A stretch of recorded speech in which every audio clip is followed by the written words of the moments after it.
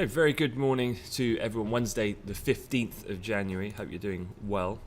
Obviously, the day has arrived. The beautiful monster, as described by US President Donald Trump. I don't know where he comes up with these things, but the phase one of the trade deal is about to be signed in Washington, London time, a bit later on this afternoon, penciled in for 4:30 London time. But people have already, as you would anticipate, have started to question now is some of the finer detail that has come in this relatively short document. I think it's just short of 90 pages, which is particularly unusual given the legality surrounding such a complex trade deal with two major economic powers. But some of that information has started to come out, and it's just bumped equities perhaps slightly last night, but things seem to have somewhat stabilized. Irrespective of that, though, the US 10-year, you can see in the bottom right, does remain in the ascendancy at the moment. It's up about 5 ticks. Gold hasn't really done too much so far today, but did see a little blip up going into the close on Wall Street last night and into the Asian session.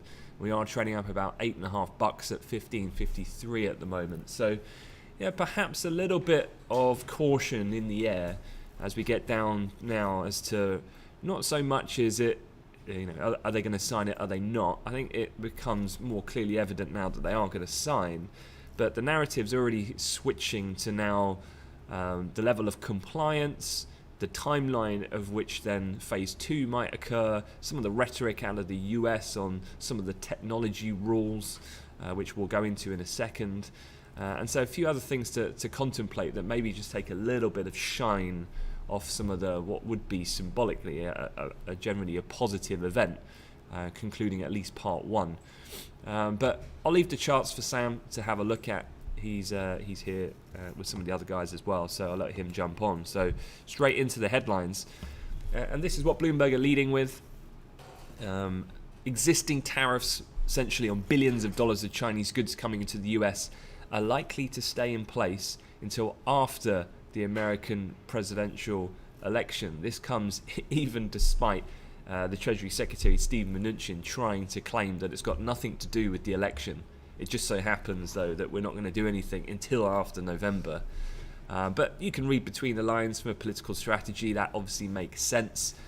He wants to be seen firm as Trump, the tariff man, and that China are falling in line and then adhering to the agreement as that has been determined so far in phase one. Any move to reduce then these tariffs would hinge on Beijing's compliance with the terms of phase one trade accord, according to people familiar with the matter, is what the sources on Bloomberg are suggesting. So I don't think that part's particularly too new. These tariffs, though, will stay in place until there's a phase two, is what's being speculated. And if the president gets a phase 2 quickly, he'll consider releasing tariffs as part of phase 2. So perhaps there was this notion that once phase 1 gets done, yes, compliance, but perhaps a little bit more active in the rolling back, let's say, of some of the built-up and escalation of tariffs over the last, 1.5, 2 years. But seemingly the US want to hold firm in order to just deliver the second term for Trump, and I guess that remains that would be an appropriate kind of approach, I would say, from a strategic point of view.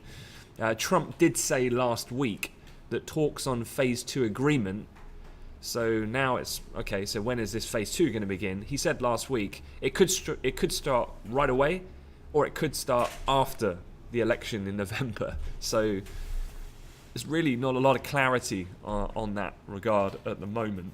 And then second to this, which is particularly quite interesting, is the US government is nearing publication of a rule that would vastly expand its powers to block shipments of foreign-made goods to China's Huawei as it seeks to squeeze the blacklisted telecoms company, according to 2 sources this time on Reuters. So yeah, it's almost like, okay, here's this framework deal for the moment. They're going to go to Washington, have a nice ceremony, sign the deal. However, here's this big weapon in my hand. Do not even think about not complying now. It seems to be the general vibe. But at the moment, I don't know, my initial takeaway from this all, despite some of this apparent negatives that have evolved, as we get down to the actual conclusion of this at this point, is that I don't see this as too much of a risk, to be honest. I don't think the two sides would have approached this any different, particularly from the US side. So not on itself expecting massive reaction to what I've just described, but certainly needs to be thought about over both the approach, not just short but medium term perhaps.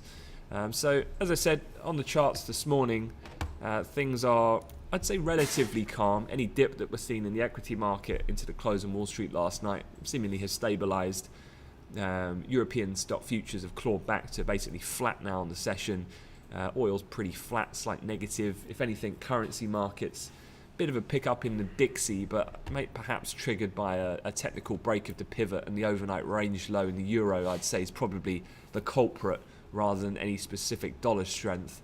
And then obviously we'll be keeping an eye on sterling currency, some major data points on the inflation metrics coming up later, and obviously, as we've been saying since Monday, economic data comes back to the forefront for the UK, just given this idea that the case, the evidence is continuing to build in regard to the Bank of England having to take further policy action in the form of interest rate easing in the near term. So before I get to the calendar though, and we have a look at a few of those other things, the other major headlines for me to share are this. We had the API oil inventories last night, and as you can see on your crude chart, no real reaction to this. The data really, nothing too much to get excited about. They had a headline build of 1.1 million. Analysts were looking for a drawdown of 1.1 million. Cushing, pretty much flat. Gasoline, a build of 3.2 distillates, build of 6.78 million. So we will go into the DOEs this afternoon with pretty much an open mind, knowing that this data that came out last night overall was fairly neutral, flat in that respect, and didn't really have much impact on prices. Continued rhetoric coming out of Iran, although it's pretty quiet on that subject, of course, now that the kind of macro focus has shifted. But the Iranian President Rouhani was speaking just a short while ago this morning and said US forces are not safe in the region today, and the EU forecast may be in danger tomorrow, according to Al Jazeera. So obviously we remain vigilant for any developments in that region. However, unless there is anything unexpected, then I wouldn't be looking for that to be too much of a direction driver, if you like, for oil. Oil continues to consolidate almost on that quite aggressive pullback that we saw on the downward trend that has been materializing ever really since the peak that we're seeing on those initial ballistic missiles that were fired a week and a half ago or so. With oil, the final headline to mention was this. We've got OPEC Plus may delay its next meeting on output cuts until the summer in June instead of a scheduled one in March, according to TASS. I believe that's a Russian news agency, citing an OPEC official that didn't want to be identified. What does that mean? Well, that means that the current agreement on limiting production could be extended to June. So again, the impact on markets fairly benign, because this has happened many times. Basically, an indecision has just led to the rolling over of these quotas that have been in place now for since the beginning of 2018. So something to be aware of, but from a meeting and schedule point of view, just being bumped back. But I don't think it's that unsurprising in that respect. Okay, in terms of the calendar, what have we got? Well, UK focus, as I said, and it's going to be fairly interesting. UK CPI data. And with Brexit kind of giving a degree of clarity, at least when I say clarity, I mean till the next 15 days, when we're anticipating then the 31st, Boris does indeed deliver at this point of the Brexit process. Obviously much to go, much further entanglements between Britain and Europe over the foreseeable future over the next coming months. But for the moment, this week, it's about economic data, just particularly given the Monetary Policy Committee members, which have been sounding more and more dovish and putting the emphasis on now the deterioration of the UK economy. And so the incoming data is particularly important for markets' prejudgment about future policy action. We've had particularly weak GDP earlier in the week. Manufacturing industrial production was very soft. These continued that general deterioration in the UK economy. And from an inflation perspective, when you're looking at these measurements and you're thinking about demand, well, just given the current status quo, I'd say the risk is to a downside figure rather than upside. And again, could that act as a bit of a catalyst to help weigh further on the UK pound to have a bit of a retest down towards what was a bit of a double bottom of the weekly range formed over Monday and Tuesday. So that's coming out 9:30, definitely warrants watching for sure.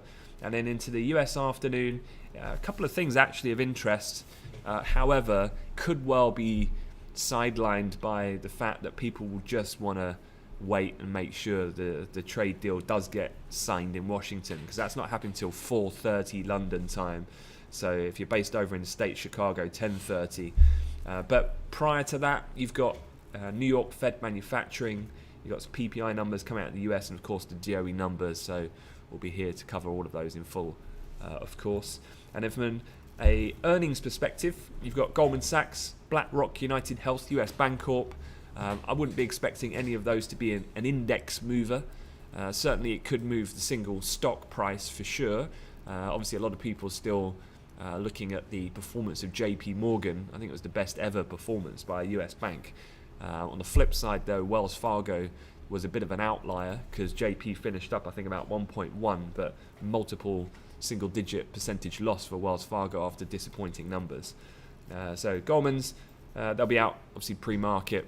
Haven't got set timers yet. I'll update you as and when I go through my equity prep.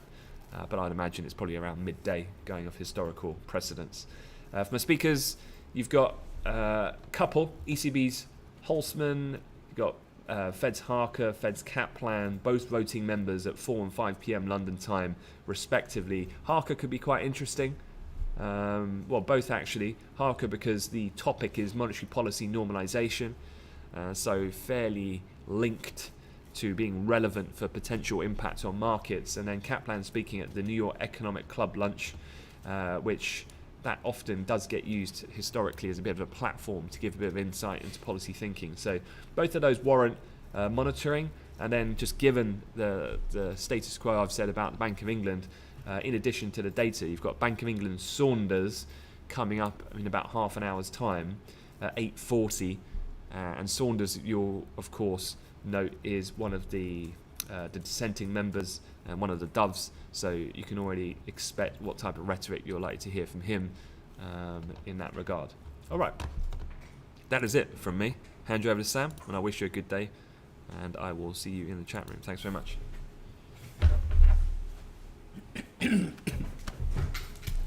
Cheers, Ant. Yeah, just having a look over equities, which are just starting to get a bit more lively.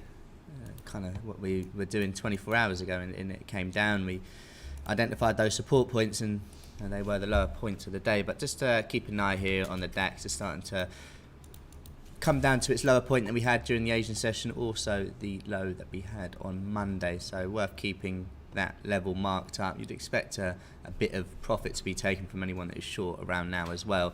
Of course, if we do get below that low, then we have to have marked up the low of yesterday as well. The highs of the last couple of days are starting to get squeezed in as well, and a rejection of that up this morning has really led to a lovely reversal in this market. So getting squeezed both ways. It's almost wait and see what happens, I think, before the bigger move could come in. But literally just below here, you can see this trend line could mark up there as well. Price getting squeezed both ways. Bigger move to come either to the upside or the downside on a break of that. S&P this morning, as with the Dow and Nasdaq, just breaking these little trend lines that you see were so well respected from 5 o'clock. I'm just going to bring the Dow in as well, as of course very, very correlated, and the Nasdaq there as well, all breaking through at the similar time that the DAX was as well. So nice little trend line break there to start the day for equities. Yesterday we almost reached that all-time high for the S&P late in the session.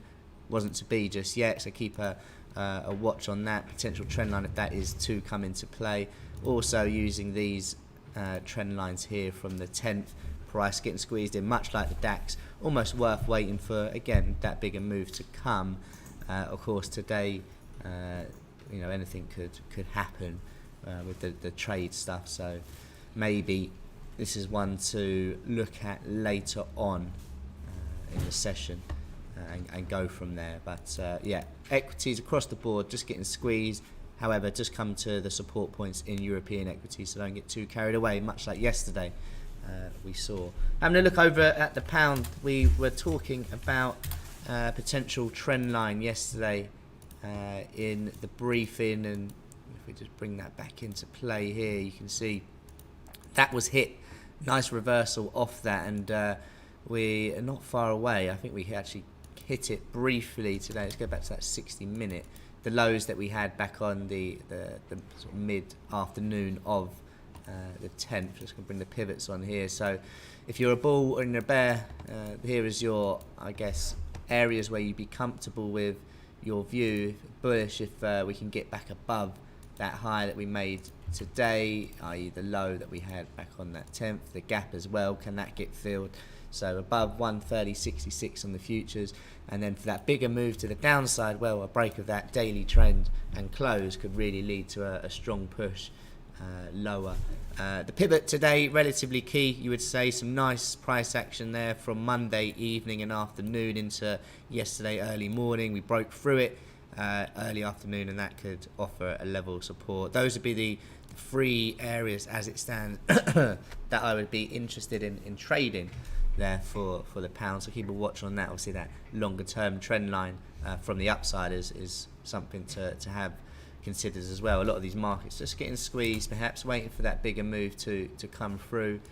Euro here, just other than bringing in that daily trend line again, you can see similar sort of price action. All of these markets, just the highs getting lower, the lows getting higher just over the recent days. Price just maybe waiting for a bigger move to happen. I know we've been saying that for the euro for a couple of years or so, but let's wait and see for that one. Horizontal resistance, big area around the R1, two highs around there, so keep probably a horizontal line marked up on that point as well, where you could expect to see some profit taken if we were to break above these highs of the day.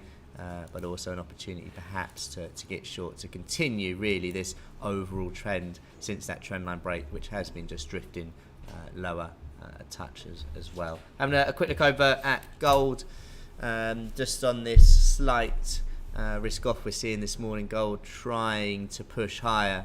Have we been saved by these support points that we had in the early hours yesterday morning? That double bottom on the S2. You've got to feel, when we were saying if it goes below 14.35, I believe it was, or 15.33, below there, it could really open the doors to a further move down. Survived for now, and if you're looking for a bit of a line in the sand, let's just bring this on the 15-minute, where you maybe want to get excited about a short. I would say 15.47.5 isn't a bad one. There's also likely to be some sort of trend developing over the coming sessions. Maybe these lows from the back end of last session, worth keeping an eye on if that does start to develop as well. 15.50 worth keeping a watch on. Resistance points above where we're trading. Obviously we broke out a couple of trend lines yesterday, but the R1, R2 I should say, today you've got quite a nice area where the sellers did take over at the beginning of the week, so have that marked up as a key point, and also that breakdown area late Friday evening into the Monday morning, that coming in on the futures around 15.59.1.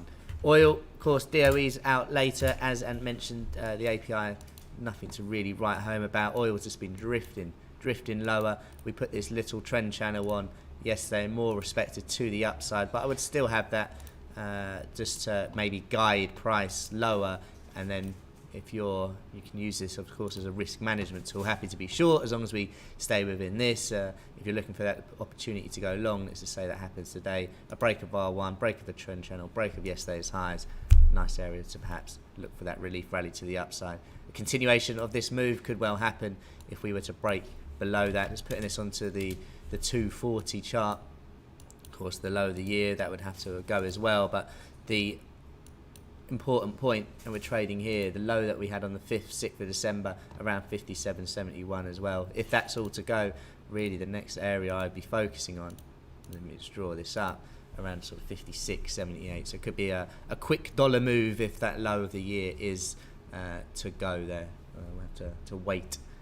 Have to wait and see for that one there. Quick look over just a couple markets catching my eye more on that shorter term.